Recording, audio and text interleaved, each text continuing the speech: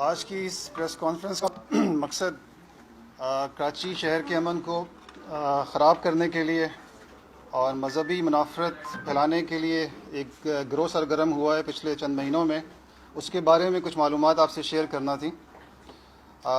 جنوری 2019 سے مذہبی sectarian killings جس کو ہم کہتے ہیں، اس کے اندر کوئی 15 سے 16 لوگ ابھی تک ٹارگٹ کلنگ کا شکار ہو چکے ہیں، اور جس کے پیچھے ایک منظم سازش کے تحت ایک گروہ ایکٹیو ہوا ہے، اور اس کے جو لوگ ہیں انہوں نے ایک پڑوسی ملک سے ٹریننگ حاصل کی، اس کی فنڈنگ بھی وہاں سے آتی ہے، اور اس کے کچھ لوگ پولیس نے پکڑے، جس میں ضلع ملیر میں کچھ لوگ پکڑے گئے اور CTD نے بھی کچھ لوگ پکڑے ہیں۔ اس کی ڈیٹیلز آپ کے سامنے فلیش ہو رہی ہیں یہاں پہ اسکرین کے اوپر۔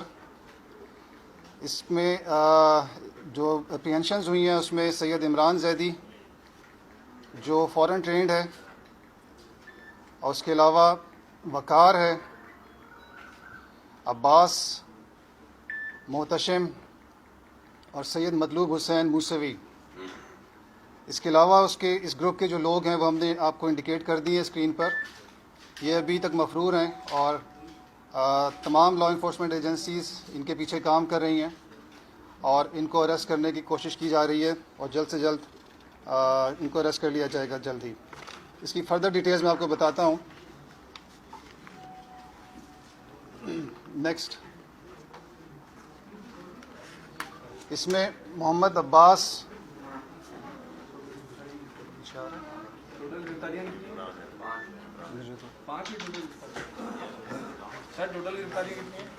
ابھی میں بتاتا ہوں آپ کو۔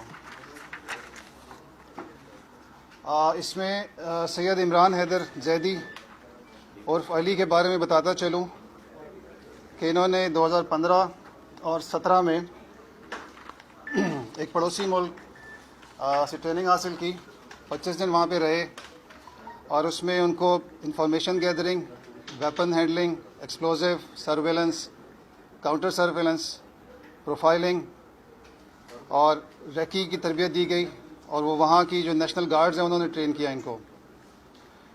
انہوں نے جب ان کو پکڑا ہے تو انہوں نے بتایا کہ انہوں نے 28 سے زیادہ افراد کی ریکی کر چکے ہیں، اس میں سے 9 افراد مارے جا چکے ہیں، اور جس میں سے ان کا ایک اور جو گروپ ہے جو چھوٹا گروپ کے نام سے جانا جاتا ہے، جس کا لیڈر جو ہے انچارج محمد عرف چھوٹا ہے۔ اور اس کو ایک اور ٹاسک بھی دیا گیا تھا کہ جو میڈیا کے اندر لوگ ہیں، خاص کر ایک شیعہ کمیونٹی کے، کہ ان کو ریکروٹ کرے اور ان کو بھی ٹریننگ کے لیے باہر دوسرے کنٹری میں، پڑوسی ملک کے اندر لے کے جائے۔ نیکسٹ،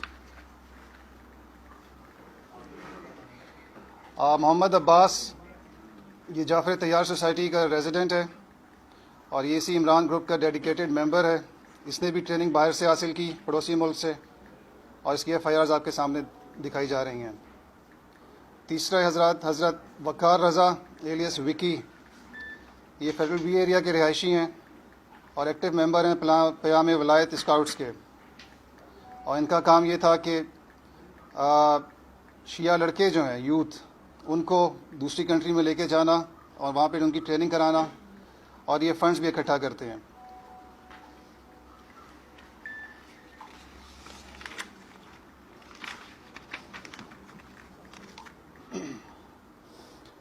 سید محتشم، یہ حسین ہزارہ گوٹ گلستان جوہر کے رہائشی ہیں، اور انہوں نے بھی ملٹری ٹریننگ جو ہے وہ نیبرنگ کنٹری سے حاصل کی، 2 دفعہ وہاں پہ ان کا وہاں وزٹ رہا، جس میں weapon, explosive handling, surveillance, counter surveillance اور ریکی۔ اور انہوں نے پھر مطلوب جو نیکسٹ آدمی ہے اسکرین پہ، اس کو موٹیویٹ کیا کہ وہ بھی اس کام کے اندر ان کو جوائن کریں۔ نیکسٹ پھر سید مطلوب حسین، یہ سلمان فارسی کے رہائشی، سلمان فارسی سوسائٹی ملیر کے رہائشی، اور انہوں نے بھی 18 دن ٹریننگ حاصل کی نیبرنگ کنٹری کے اندر۔ اور انہوں نے الیکشن کمیشن کی جو ویب سائٹ ہے اس پہ سے جو ہمارے الیکشنز ہوتے ہیں اس میں یا پریویس ہوئے ہیں اس کے کنٹیسٹنگ کینڈیڈیٹس کی تفصیل اتاری، اور اپنے جو فورن ہینڈلرز ہیں ان کے، ان کو بھیجی، اور ان سے فردر انسٹرکشنز یہ حاصل کر رہے تھے۔ نیکسٹ، اس حوالے سے سی ٹی ڈی اپنی ایک پریس کانفرنس کر چکی ہے اور اس میں انہوں نے بتایا کہ انہوں نے 6 ٹارگٹ کلرز کو پکڑا. نیکسٹ. اور ان کے مرڈرز کی ڈیٹیل بھی آپ کے ساتھ شیئر کی جا چکی ہے. نیکسٹ. یہ جو ٹارگٹ کلرز تھے یہ سپاہی محمد کے موسٹ وانٹیڈ لسٹ کے اندر شامل تھے اور سی ٹی ڈی کی ریڈ بک کے اندر بھی تھے. انہوں نے اپنی انٹیروگیشن کے درمیان بتایا تھا کہ 31 مرڈر کیسز میں یہ لوگ انوالو ہیں اور جس میں 50 سے زائد افراد کو یہ مار چکے ہیں، جس میں انہوں نے ایک اٹیمپٹ مولانا اورنگزیب فاروقی کے اوپر کی تھی جس میں 4 پولیس والے اور ان کے اپنے 2 ذاتی گن مین بھی ہلاک ہوئے تھے. اور انہوں نے بتایا کہ یہ مولانا احمد بخش ایڈوکیٹ اور ان کے گن مین کے مرڈر میں بھی شامل ہیں اور ایک ڈاکٹر کی ٹارگٹ کلنگ کر چکے ہیں اور دوسرے جو سپاہی صحابہ کے ایکٹیوسٹ ہیں ان کی ٹارگٹ کلنگ کے اندر ہی شامل تھے. نیکسٹ. یہ تمام ٹارگٹ کلرز ٹرینڈ شوٹرز ہیں اور ان کو باقاعدہ سپورٹ ملتی ہے ویپنز کی، وہیکلز کی اور فنڈز کی، جو کہ ان کو ایک پڑوسی ملک سپورٹ کرتا ہے اور پڑوسی ملک ان کو 40,000 روپے پر مہینہ ہر مہینے دیتا ہے اور 20,000 روپے ان لوگوں کو جو ریکی کرتے ہیں ٹارگٹس کی. اور یہی وہ نام ہیں جو کہ مسنگ پرسنس کی لسٹ میں بھی بتائے جاتے ہیں کہ یہ لوگ مس ہیں. اب جب سے یہ جیسے میں نے بتایا کہ جنوری کے مہینے سے ٹارگٹ کلنگ شروع ہوئی اس شہر کے اندر تو لا انفورسمنٹ ایجنسیز ایکٹیو ہوئیں اور انہوں نے جب ان لوگوں کو گرفتار کیا تو باقاعدہ ایک منصوبے کے تحت اس سارے ایکشن کو انہوں نے خراب کرنے کے لیے، اس کو بدنام کرنے کے لیے ایک چیز سامنے لے کے آئے کہ یہ لوگ مسنگ پرسنس تھے اور یہ ہمیں معصوم لوگ ہیں اور یہ کسی چیز کے اندر شامل نہیں ہیں.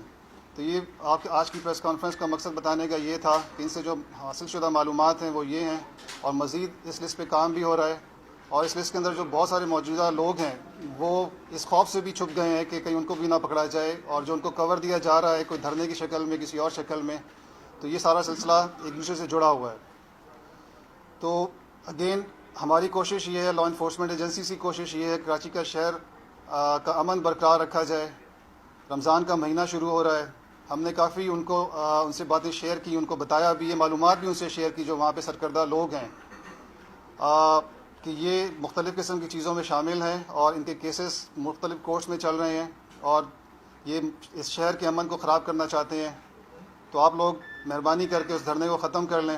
اور آج سے تراویحیں بھی شروع ہو رہی ہیں، وہاں پہ مسجد ہے اور جب سلسلہ اس طرح سے شروع ہوتا ہے تو اس کو کنٹرول کرنا بہت مشکل ہو جاتا ہے. تو میں اگین میڈیا کے تھرو ریکویسٹ کروں گا کہ جو چیزیں ہیں وہ لا انفورسمنٹ ایجنسیز کو بہت اچھی طرح سے معلوم ہیں، تو کوئی چیز چھپانے سے، اس کو کسی اور طریقے سے بتانے سے وہ چیز ختم نہیں ہو جائے گی.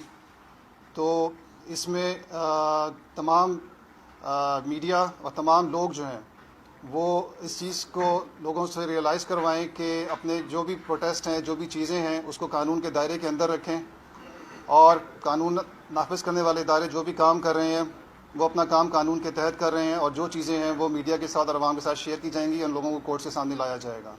بہت شکریہ.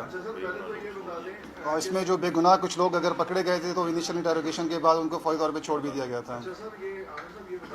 پہلے تو پڑوسی ملک کون سا ہے اس کو واضح کر دیں، اور دوسری بات یہ کہ جو پہلی ملیر کی کارروائی ہے اس میں ٹوٹل کتنے ملزمان ہیں اور سی ٹی ڈی کی کارروائی تو پہلے ہو چکی ہے، تھوڑا آسان کر دیں. ملیر کی کارروائی میں 5 لوگ گرفتار ہوئے تھے جو پہلی سلائیڈ میں نے شو کی تھی اور سی ٹی ڈی کی کارروائی میں 6 لوگ گرفتار ہوئے تھے. وہ پہلے ہو چکے ہیں. اور ہماری 5 اس میں سے جو لسٹ دی جا رہی ہے اس کے اندر سے 5 گرفتار ہیں اور بہت سارے واپس جا چکے ہیں اور بہت سارے دیگر جو ہیں ان پہ بھی نام دیکھا جا رہا ہے اور وہ اپنے خوف سے بھی چھپے ہوئے ہیں. اور باقی جو سوال کا حصہ تھا کہ پڑوسی ملک کا نام، تو ہمارے ڈپلومیٹک ریلیشنز ہمیں الاؤ نہیں کرتے اور ہماری جاب کی نیچر بھی ہمیں الاؤ نہیں کرتی کہ ہم اس ملک کا نام لیں. اچھا سر، یہ بتا دیں کون کون سے صحافیوں سے رابطہ کر رہے ہیں اور کتنی بڑی تعداد میں ایسے صحافی ہیں جن سے یہ رابطہ کر رہے ہیں؟ اس میں جیسے میں نے بتایا کہ زیادہ امپورٹنٹ چیز یہ تھی کہ انہوں نے 28 تو خود انہوں نے ایڈمٹ کیا ہے، لیکن ہماری معلومات کے حساب سے 32 لوگوں کی ریکی کر چکے تھے اور وہ وقتاً فوقتاً میڈیا پہ آتی رہی ہیں باتیں.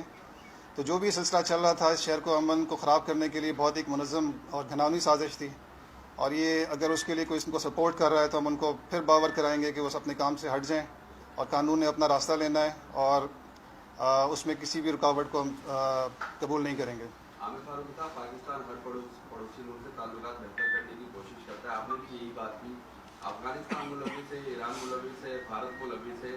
اس چیز کو جب تک آپ منظر عام پر نہیں لائیں گے تو اس چیز پہ بات آگے کیسے ہوگی؟ اور آپ نے جو پڑوسی ملک کا ذکر کیا ہے اس کے کونسل خانے کو یا اس کے حکام کو آگاہ کیا اس تمام تر صورتحال سے کچھ فیصلہ کرانے کے سے روز قبل کی آپ لوگوں کی ملاقات ہوئی تھی، جو احتجاج کی آپ نے بات کی، ان کو اس تمام تر صورتحال سے آپ لوگوں نے آگاہ کیا؟ انہوں نے کیا کہا آپ کو؟ وہ جو ہماری ہائر اتھارٹیز ہے جن کا یہ کام ہے وہ اپنے لیول پہ اس کام کو انہوں نے ٹیک اپ کیا ہوا ہے، ان سے بات چیت بھی کر رہے ہیں اور ان کو تمام باتیں بتائی بھی جا رہی ہیں، ان سے شیئر بھی کی جا رہی ہیں. ہم اس لیول پہ اس کو آپ کے ساتھ یا میڈیا کے ساتھ ہم شیئر نہیں کر سکتے. جیسے 40,000 روپے آپ نے کہا مہینہ ان کو ملتا ہے، وہ کس راستے سے آتا ہے؟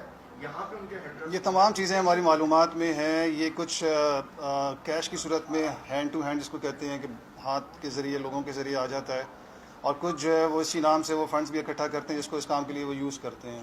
تو تمام چیزیں وہ ان کی اس ٹائم پہ انویسٹیگیٹ ہو رہی ہیں. تمام ایجنسیز اس چیز کے اوپر فوکس کیا ہوا ہے. کراچی میں ہونے والی کلنگ کو اگر ہم ایسے لیں گے، یہ پوری کلنگ جو ہے باہر ہو رہی ہے، پلان باہر ہوتا ہے اور کلنگ یہاں ہوتی ہے، ایسا ہی ماسٹر مائنڈ اس کے بیرون ملک میں ان کے ہینڈلرز ماسٹر مائنڈ کی طرح ان کے ہینڈلرز باہر ہیں اور پاکستان میں بھی ہیں، اور اصل جو ساری جو سازش بنائی جا رہی ہے وہ باہر بنائی جا رہی ہے. اچھا، یہ رمضان المبارک میں ہمیشہ سیکیورٹی تھریٹس بھی بڑھ جاتے ہیں، خدشات بھی بڑھ جاتے ہیں، ٹارگیٹ کلنگ کے ساتھ ساتھ اسٹریٹ کرائم اور دیگر واقعات کے. تو کیا ان کے پکڑے جانے کے بعد ان واقعات میں کچھ کمی آئے گی؟ آپ نے دیکھا ہوگا کہ پچھلے 15 دن سے 20 دن سے کراچی میں کوئی سیکٹیرین کلنگ کا واقعہ نہیں ہوا. تو یہ انہی گرفتاریوں کا نتیجہ ہے. اور اس سے پہلے آپ مجھ سے بہتر جانتے ہیں کہ کراچی میں 3 لوگ نماز پڑھ کے نکلے اور ان کو ٹارگٹ کر لیا گیا نیو کراچی کے علاقے میں، مختلف دیگر علاقوں میں. تو جو ایفرٹ ہم کر رہے ہیں اس کے نتیجے بھی سامنے آ رہے ہیں. اس پہ ابھی کام ہو رہا ہے. اس کو ابھی فی الحال اس پہ جو چیزیں ہیں وہ اتنی کنکریٹ شیپ میں نہیں ہے. جیسے ہی وہ ہوں گی تو آپ کے ساتھ شیئر یہ سارا آپ کے سامنے شیئر کیا جا چکا ہے. میں آج کا مقصد یہی تھا کہ اس گروہ کو آپ کے سامنے پیش کرنا.